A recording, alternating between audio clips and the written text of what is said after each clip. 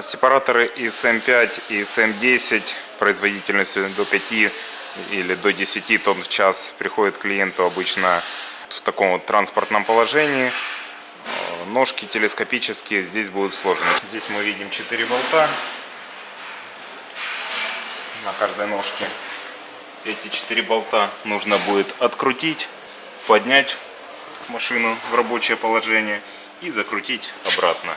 Еще немаловажный момент, хотел уточнить, блок управления полностью, да, вся моторная часть, где двигатель, частотник, она съемная, то есть вот защелки сверху и снизу такие же точно будут. То есть мы их отстегиваем и блок снимаем. Для хранения в сухое теплое место нам на сезон, когда не пользуетесь. После того, как машину мы уже подняли, вставляем лотки.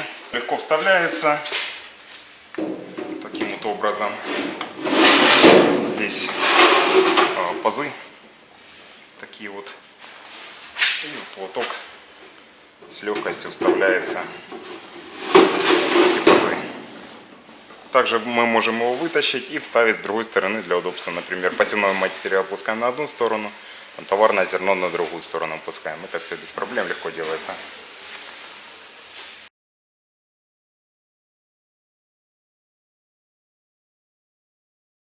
Вот так вот выглядит уже ИСМ-5 в сборе.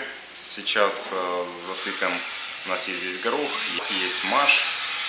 Сейчас попробуем сепарировать, увидим результат.